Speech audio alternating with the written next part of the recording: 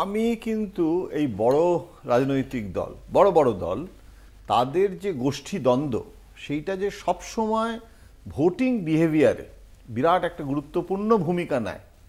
Voter যখন vote দেয় তখন সেটা কিন্তু ওই যে নেতাদের যে গোষ্ঠীর যে দ্বন্দ্ব, যখন কংগ্রেসের মারামারি হতো তখন আমরা বলতাম যে নমিনেশন টিকিট পাওয়ার থেকে শুরু করে জেলা কংগ্রেসের বৈঠকে এই ধুতি খুলে দিত, মারামারি হতো। এগুলো হচ্ছে মানে কংগ্রেসের টিকিট পেতে চাইছে লোকে, আগ্রহ আছে, গোষ্ঠী রয়েছে। সুতরাং আমি না এই গোষ্ঠী দ্বন্দ্বের প্রেক্ষিতে ভোট এটাকে না দেখে আমি একটা অন্য কথা বলছি, যেটা সুমন বলেছে সেটাই আমি আরেকটু এগিয়ে নিয়ে যাচ্ছি, যে মোদি ইকুইটিটাকে ব্যবহার করতে হচ্ছে কেন।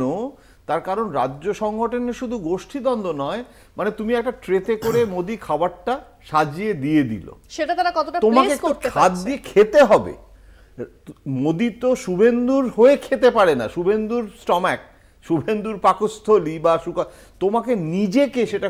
তো এই যে কমিউনিকেশনটা না, এই যে ঘরে ঘরে পৌঁছে দেওয়ার যে কাজটা, মোদি একটা বিরাট কেন ব্যর্থ হচ্ছে, তার কারণ মোদি যে জিনিসটা অন্য রাজ্যে ঘরে ঘরে পৌঁছে দিতে পারছে, তার কারণ সেই ভোটারটা, সেই কনজিউমার, সেই ক্লায়েন্টেল সেটা কিন্তু অনেক ফ্রেন্ডলি হয়ে রয়েছে অ্যাকসেপ্টেন্সের জন্য। কিন্তু একটা ভেহিকল দরকার, একটা ভেক্টর দরকার, মানে একটা কমিউনিকেশন দরকার। হ্যাঁ, আমি এটাই ও বলেছে, সেটাকে আমি বলছি যে এই মেকানিজমটাই এখানে নেই। এখন সেই জায়গাটাকে কিন্তু বিজেপিকে করতে হবে। আমি বিজেপির একটা কথা বলতে পারি, আমি যদি বিজেপি হই তাহলে আমার কাছে এটা বিরাট একটা ব্যাপার যে আমার এই সংগঠনটা নেই।